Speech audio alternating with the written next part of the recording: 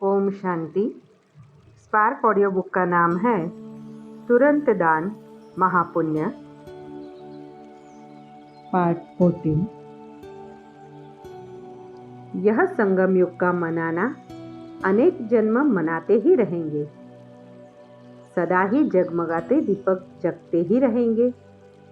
पहले फिर भी विधि पूर्वक दीपक जगाते थे, जिससे सदा दीपक जगता रहे, बुझे नहीं, यह ध्यान रखते थे।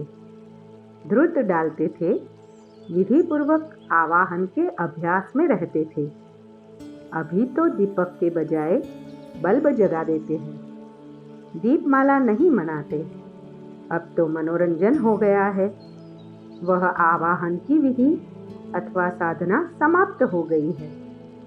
स्नेह समाप्त हो, अभी सिर्फ स्वार्थ रह गया है।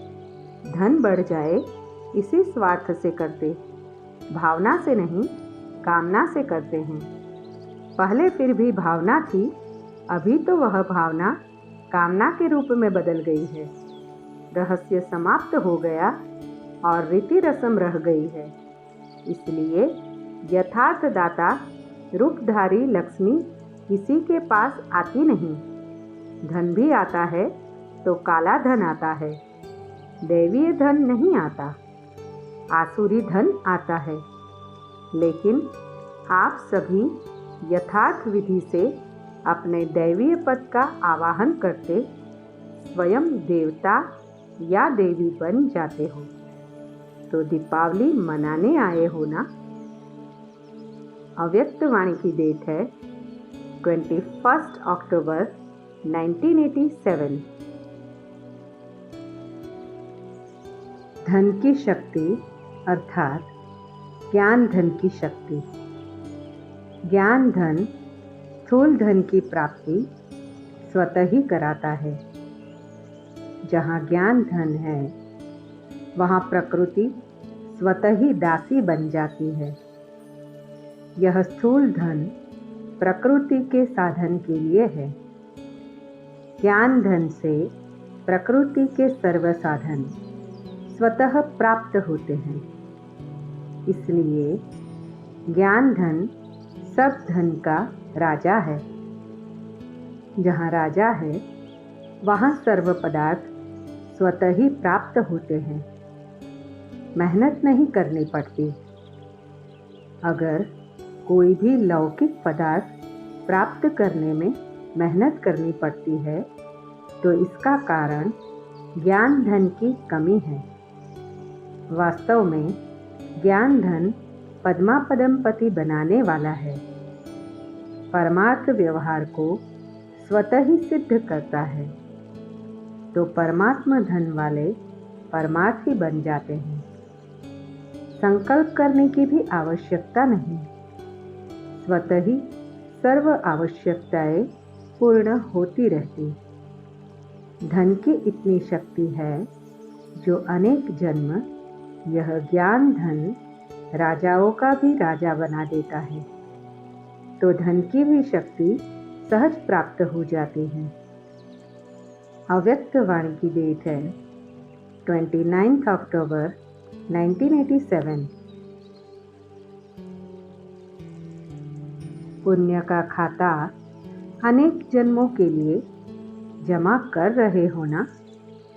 एक जन्म में ही अनेक जन्मों का खाता अनेक जन्मों के लिए जमा कर रहे हो ना। एक जन्म में ही अनेक जन्मों का खाता जमा होता है। तो आपने इतना जमा कर लिया है ना। इतने मालामाल बन गए जो औरों को भी बांट सकते हो। अपने लिए भी जमा किया और दूसरों को भी देने वाले दाता बने। तो सदा यह चेक करो कि सारे दिन में पुण्यात्मा बने।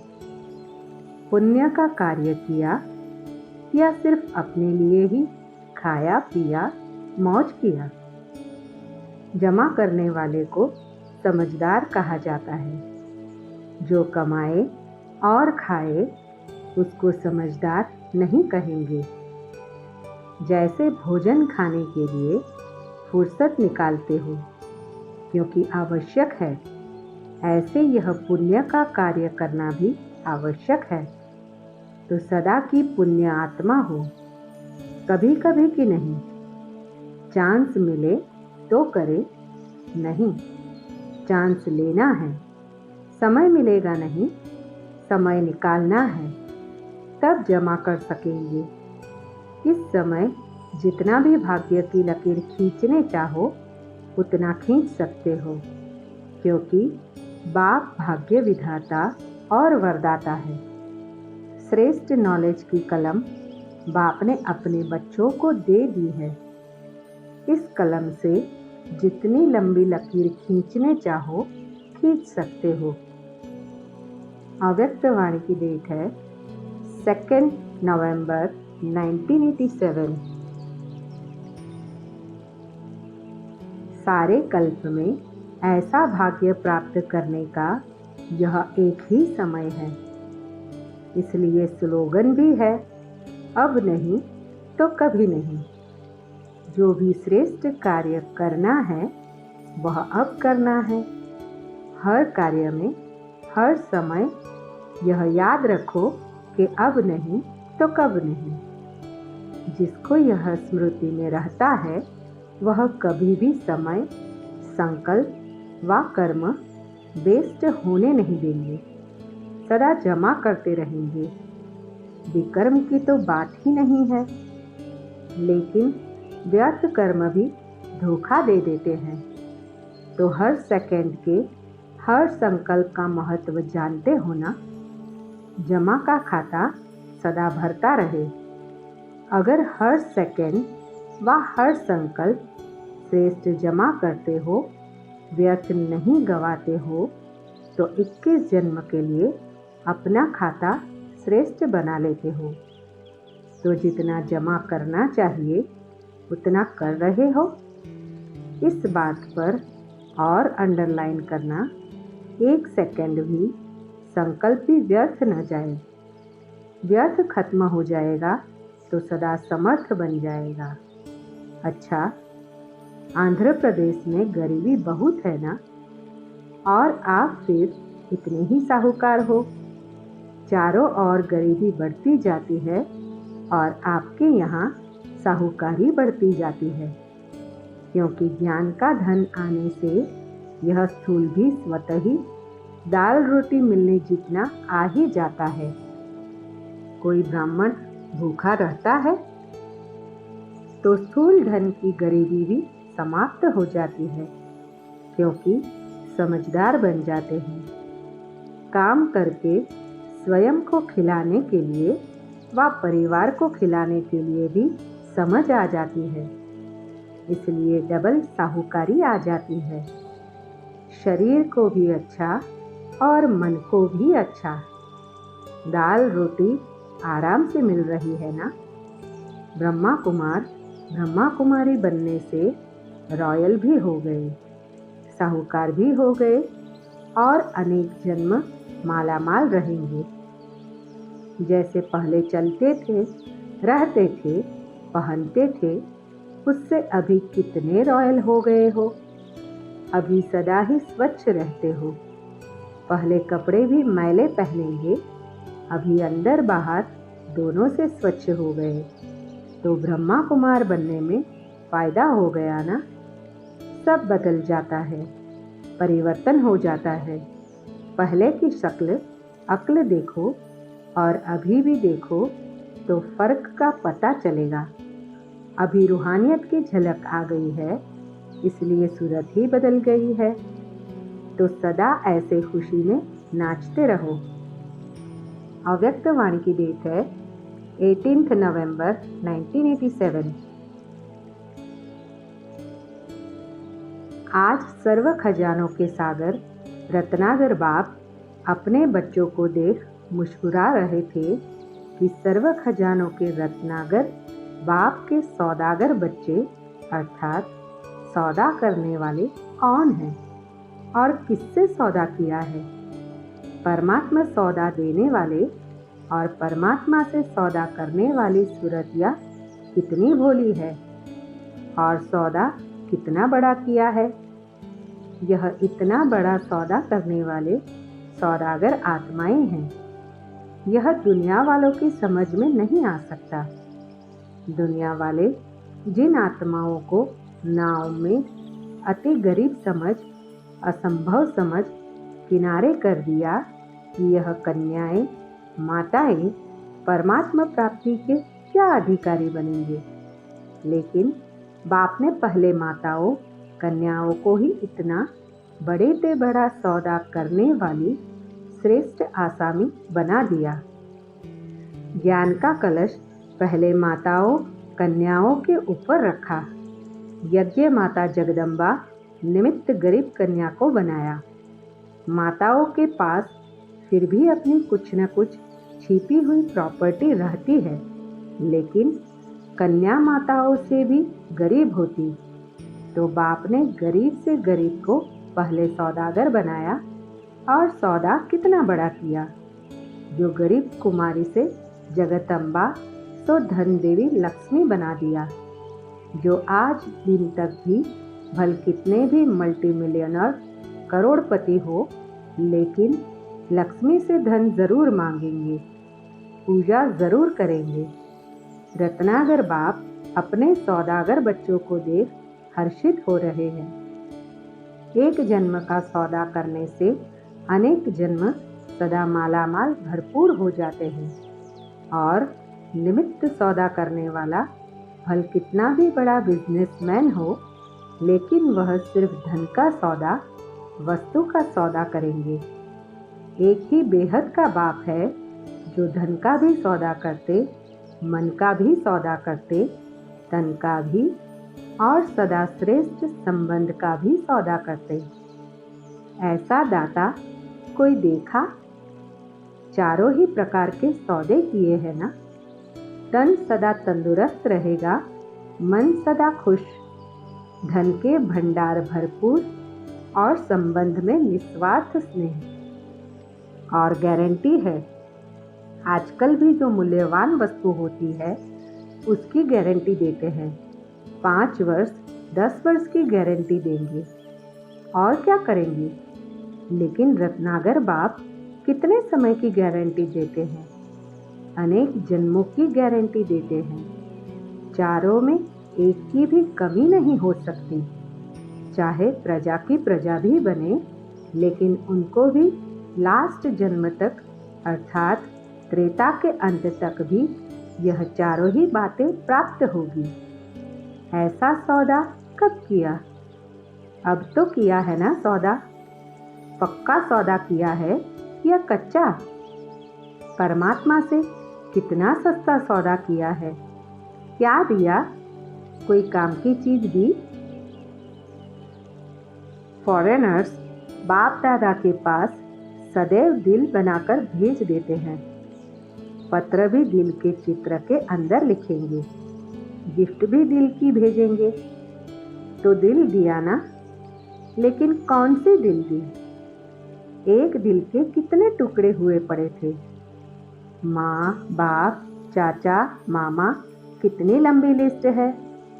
अगर संबंध की लिस्ट निकालो कलयुग में तो कितनी लंबी लिस्ट होगी। एक संबंध में दिल दे दिया, दूसरा वस्तुओं में भी दिल दे दी। तो दिल लगाने वाली वस्तुएं कितनी हैं? व्यक्ति कितने हैं? सब में दिल लगा के दिल ही टुकड़ा टुकड़ा कर दे।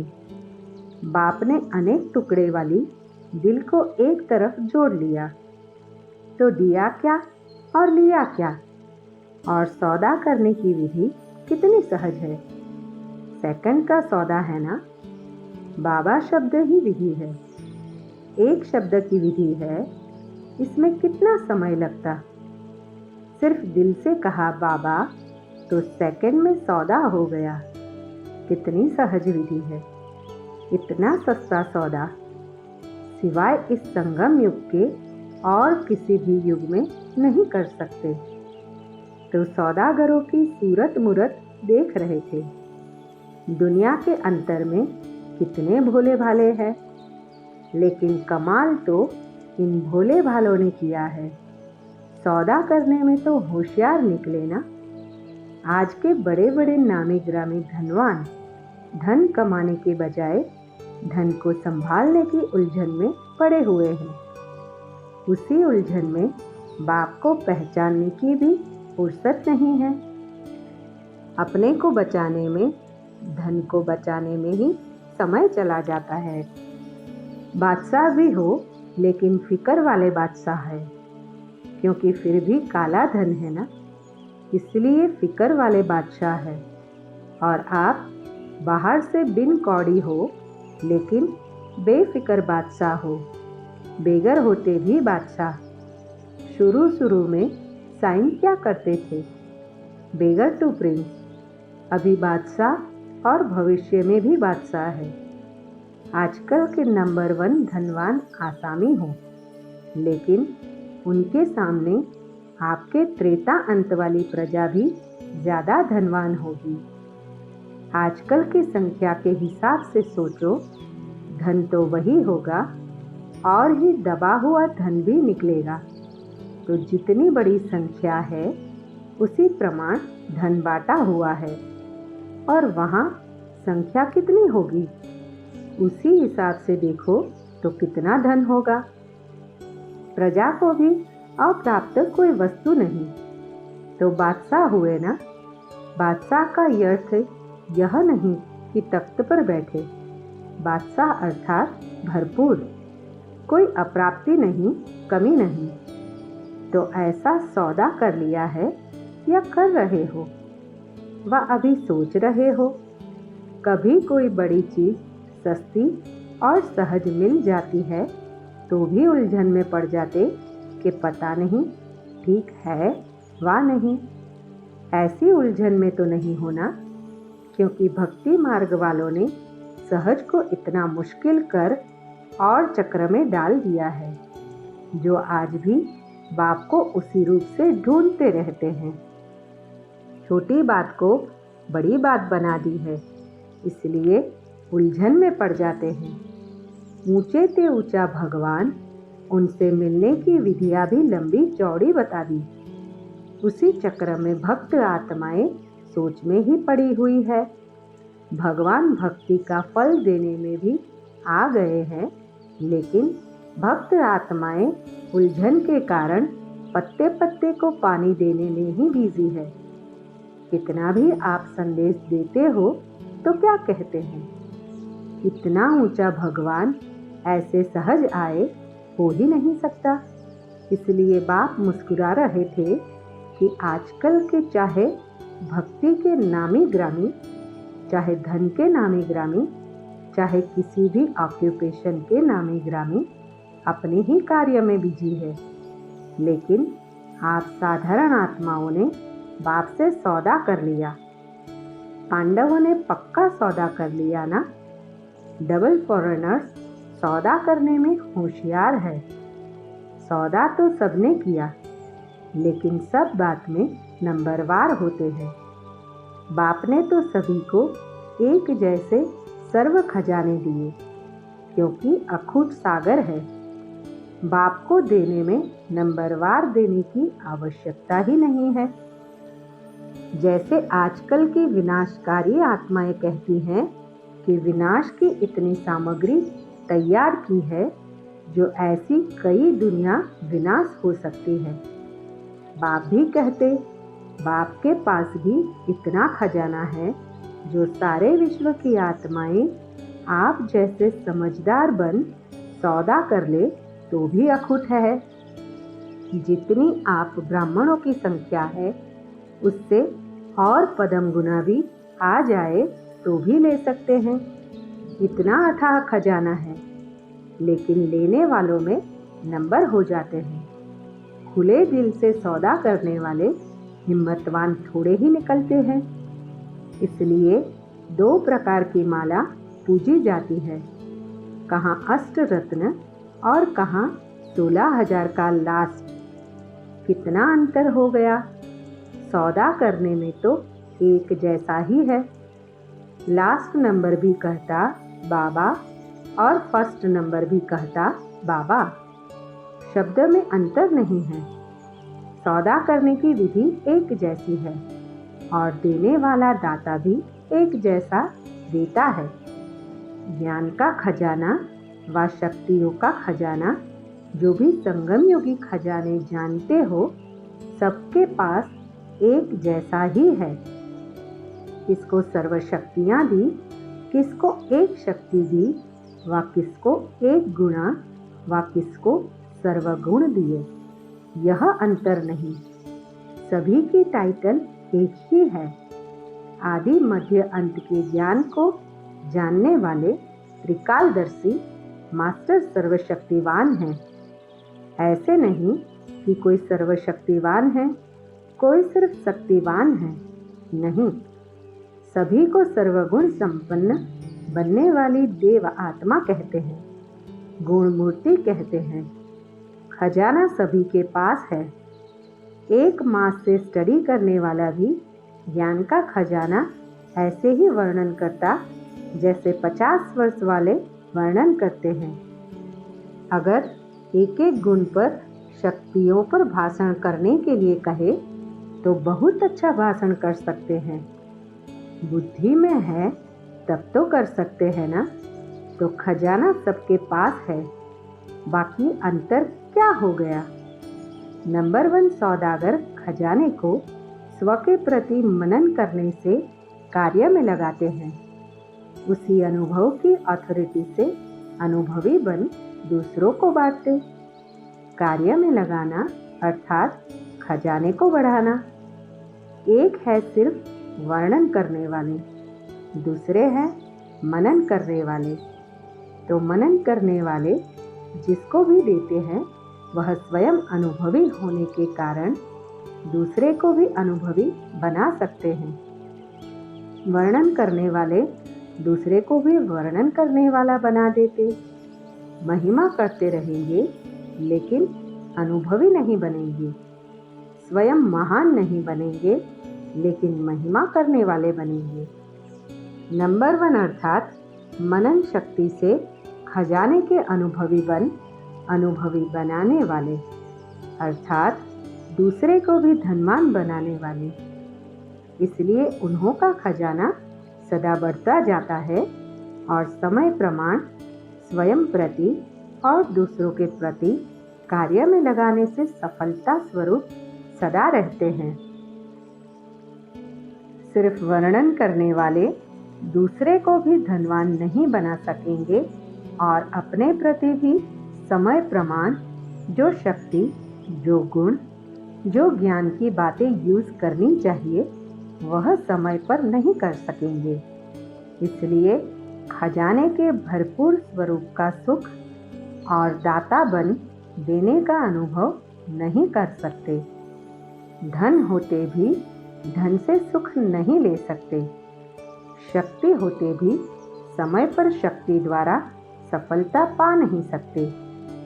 गुण होते भी समय प्रमाण उस गुण को यूज नहीं कर सकते, सिर्फ वर्णन कर सकते हैं। धन सबके पास है लेकिन धन का सुख समय पर यूज करने से अनुभव होता। जैसे आजकल के समय में भी कोई विनाशी धनवान के पास भी धन बैंक में होगा, अलमारी में होगा या तकिए के नीचे होगा। न खुद कार्य में लाएगा, न औरों को लगाने देगा, न स्वयं लाभ लेगा, न दूसरों को लाभ देगा। तो धन होते भी सुख तो नहीं लिया ना। तकिए के नीचे ही रह जाएगा, खुद चला जाएगा। तो यह वर्णन करना अर्थात यूज न करना, सदा गरीब दिखाई देंगे। यह धन भी अगर स्वयं प्रति व दूसरों प्रति समय प्रमाण यूज नहीं करते, सिर्फ बुद्धि में रखा है, तो न स्वयं अविनाशी धन के नशे में खुशी में रहते, न दूसरों को दे सकते। सदा ही क्या करे, कैसे करे, इस विधि चलते रहेंगे। इसलिए 2 मालाएं हो जाती है, वह मनन करने वाली, वह सिर्फ वर्णन करने वाली। तो कौन से सौदागर हो, नंबर 1 वाले या दूसरे नंबर वाले? इस खजाने का कंडीशन शर्त यह है, जितना औरों को देंगे, जितना कार्य में लगाएंगे, उतना बढ़ेगा। वृद्धि होने की विधि यह है। इसमें विधि को न अपनाने कारण स्वयं में भी वृद्धि नहीं और दूसरों की सेवा करने में भी वृद्धि नहीं। संख्या की वृद्धि नहीं कह रहे हैं, संपन्न बनाने की वृद्धि।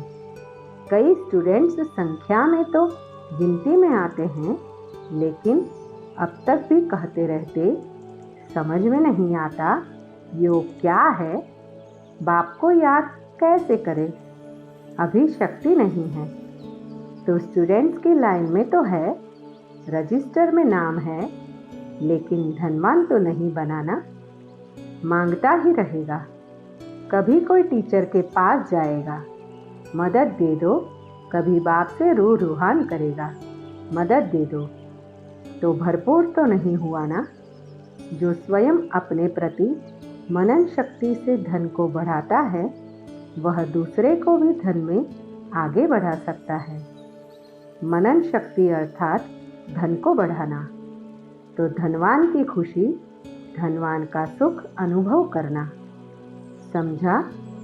मनन शक्ति का महत्व बहुत है। पहले भी थोड़ा इशारा सुनाया है, और भी मनन शक्ति के महत्व का आगे सुनाएंगे। चेक करने का काम देते रहते हैं। रिजल्ट आउट हो और फिर आप कहो कि हमें तो पता नहीं।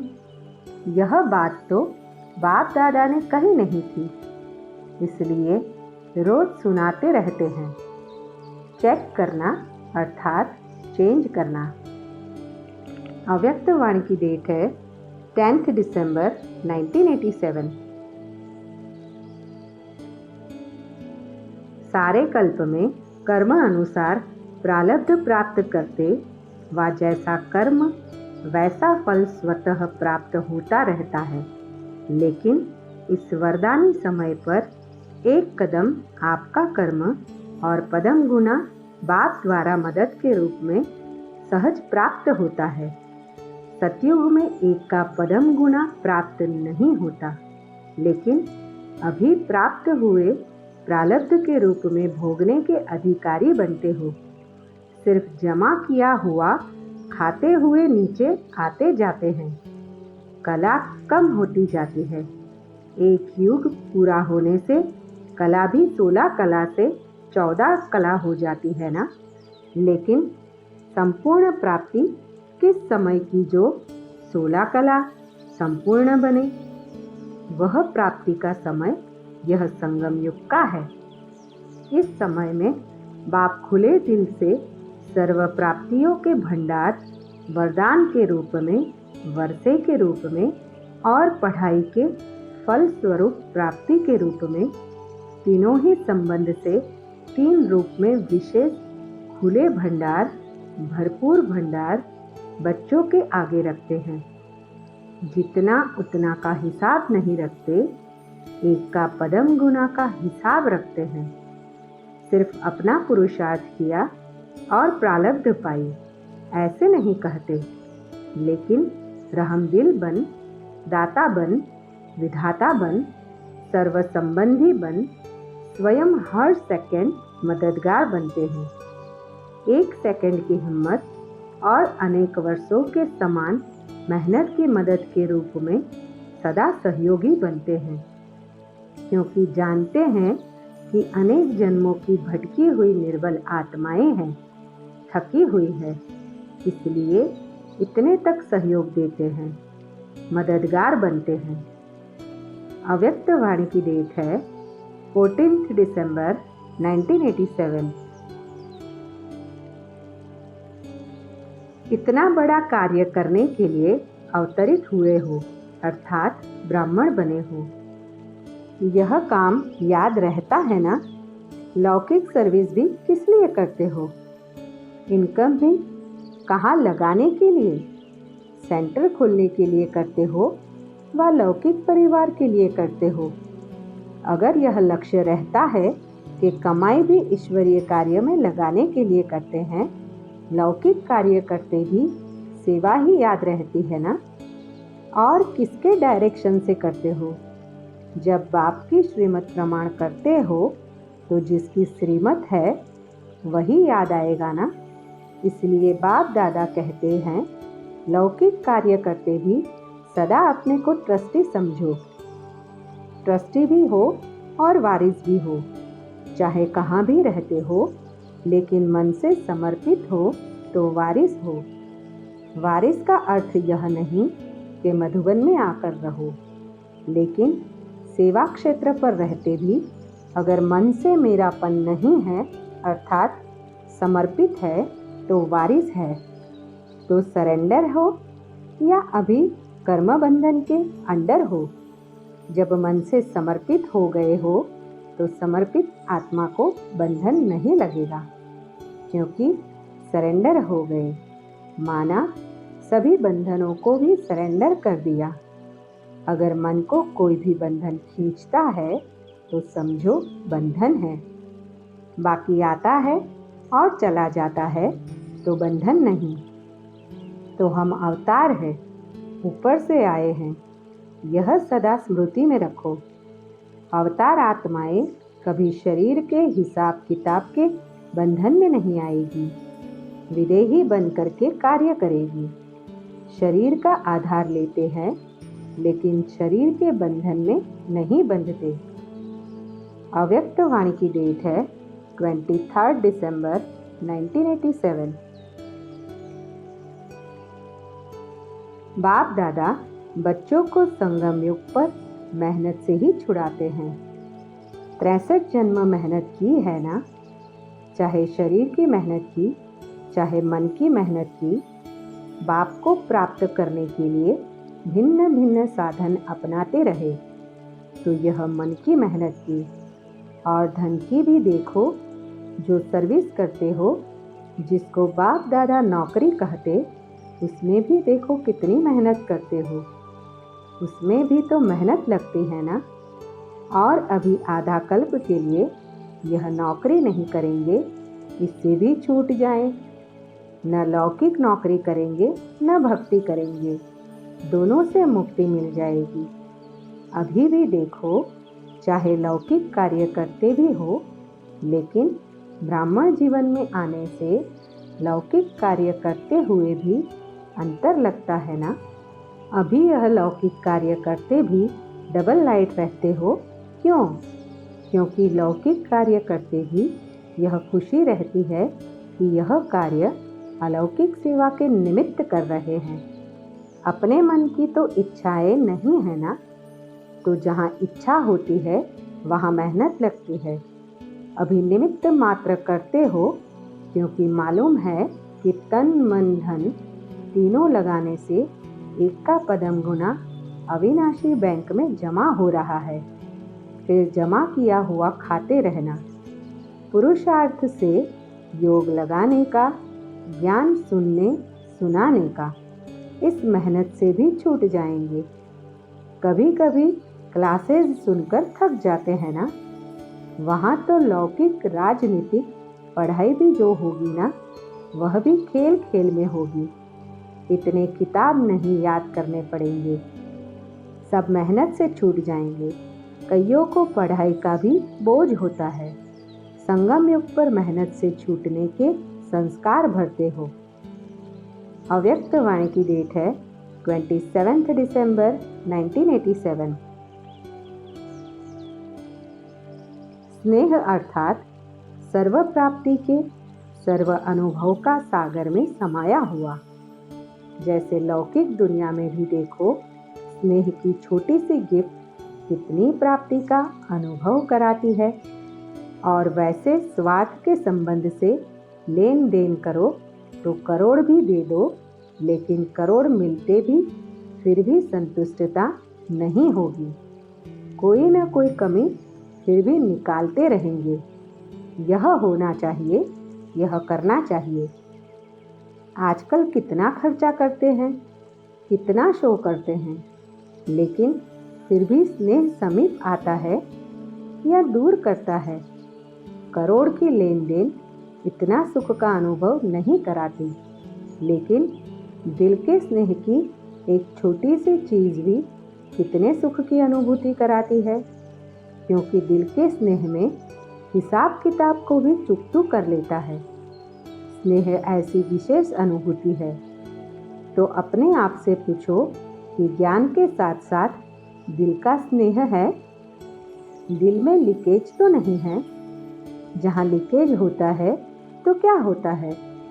अगर एक बाप के सिवाय और किसी से संकल्प मात्र भी स्नेह है, चाहे व्यक्ति से, चाहे वैभव से, व्यक्ति की भी चाहे शरीर से स्नेह हो, चाहे उनकी विशेषता से हो, हद की प्राप्ति के आधार से हो, लेकिन विशेषता देने वाला कौन, प्राप्ति कराने वाला कौन? अव्यक्त वाणी की डेट है 6 जनवरी 1988। बाप के बनने कारण समय प्रति समय प्रकृति दासी अर्थात वैभवों के साधन की प्राप्ति बढ़ती जा रही है। अभी अभी 18-19 वर्ष के अंदर कितनी प्राप्ति हो रही है।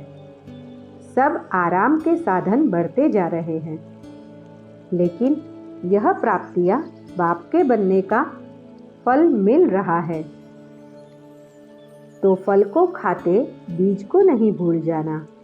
यह साधन बढ़ते जाएंगे थोड़ा समय, लेकिन आराम में आते राम को नहीं भूल जाना। सच्ची सीता रहना, मर्यादा की लकीर से संकल्प रूपी अंगूठा भी नहीं निकालना, क्योंकि यह साधन बिना साधना के यूज करेंगे तो स्वर्ण हिरण का काम कर लेगा।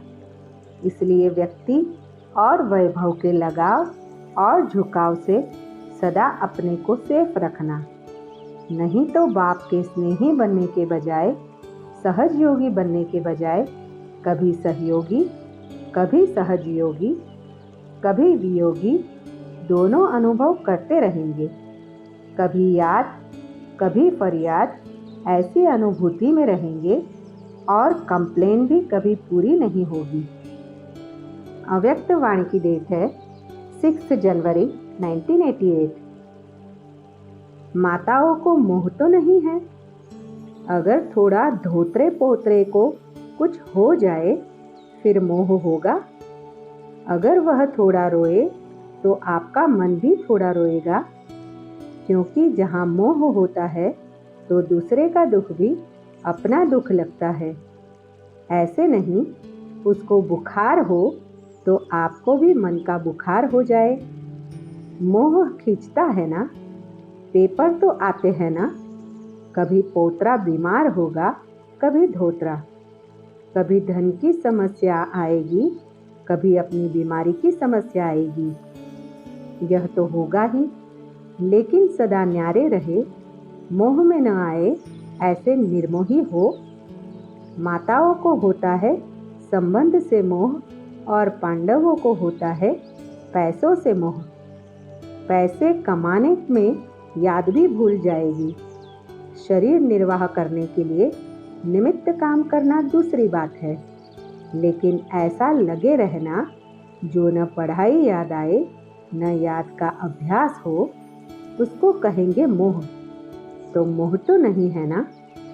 जितना नष्टो मोहा होंगे उतना ही स्मृति स्वरूप होंगे।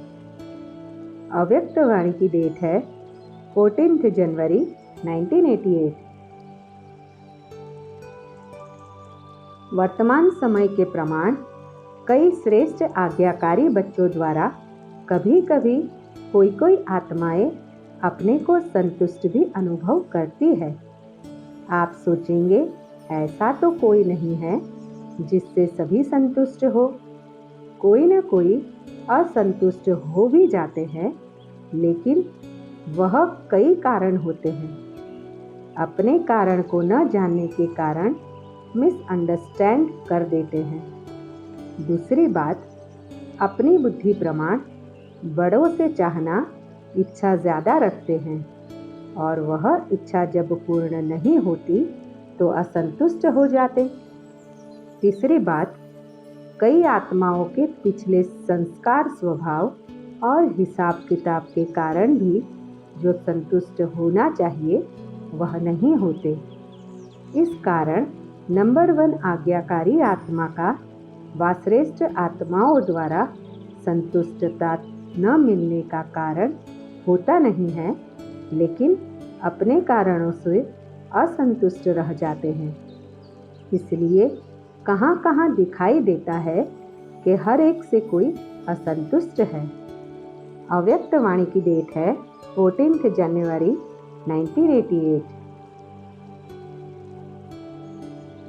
सेवा केंद्रों के लिए 3 पैर पृथ्वी देने वाले निमित्त भाई बहनों से अव्यक्त बाप दादा की मुलाकात विशेष सेवा के प्रत्यक्ष फल की प्राप्ति देख खुशी हो रही है ना। भविष्य तो जमा है ही, लेकिन वर्तमान भी श्रेष्ठ बन गया। वर्तमान समय की प्राप्ति भविष्य से भी श्रेष्ठ है, क्योंकि अप्राप्ति और प्राप्ति के अनुभव का ज्ञान इस समय है। वहाँ अप्राप्ति क्या होती है उसका पता ही नहीं है, तो अंतर का पता नहीं होता है, और यहाँ अंतर का अनुभव है। इसलिए इस समय की प्राप्ति के अनुभव का महत्व है। जो भी सेवा के निमित्त बनते हैं तो तुरंत दान महापुण्य गाया हुआ है। अगर कोई भी बात का कोई निमित्त बनता है, अर्थात तुरंत दान करता, तो उसके रिटर्न में महापुण्य की अनुभूति होती है। वह क्या होती है? किसी भी सेवा का पुण्य एक्स्ट्रा खुशी शक्ति की अनुभूति होती है। अव्यक्त वाणी की डेट है 18 जनवरी 1988। जैसे ब्रह्मा बाप ने पहला कदम हिम्मत का कौन सा उठाया, जिस कदम से ही पद्मा पदम भाग्यवान आदि से अनुभव किया। पहला कदम हिम्मत का, सब बात में समर्पणता, सब कुछ समर्पण किया। कुछ सोचा नहीं कि क्या होगा, कैसे होगा। 1 सेकंड में बाप की श्रेष्ठ मत प्रमाण, बाप ने इशारा दिया, बाप का इशारा और ब्रह्मा का कर्म व कदम, इसको कहते हैं हिम्मत का पहला कदम। तन को भी समर्पण किया, मन को भी सदा मन मनाभव की विधि से सिद्धि स्वरूप बनाया। इसलिए मन अर्थात हर संकल्प सिद्ध अर्थात सफलता स्वरूप बने। धन को बिना कोई भविष्य की चिंता के निश्चित बन धन समर्पित किया, क्योंकि निश्चय था कि यह देना नहीं है, लेकिन पदम गुना लेना है। ऐसे संबंध को भी समर्पित किया, अर्थात लौकिक को अलौकिक संबंध में परिवर्तन किया। छोड़ा नहीं, कल्याण किया, परिवर्तन किया। मैंपन की बुद्धि, अभिमान की बुद्धि समर्पित की। इसलिए सदा तन मन बुद्धि से निर्मल शीतल सुखदायी बन गए। कैसे भी लौकिक परिवार से व दुनिया की अनजान आत्माओं से परिस्थितियां आई, लेकिन संकल्प में भी स्वप्न में भी कभी संशय के सूक्ष्म स्वरूप संकल्प मात्र की हलचल में नहीं आए।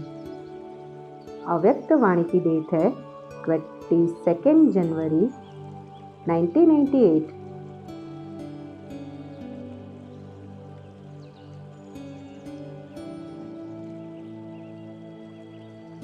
ओम शांति।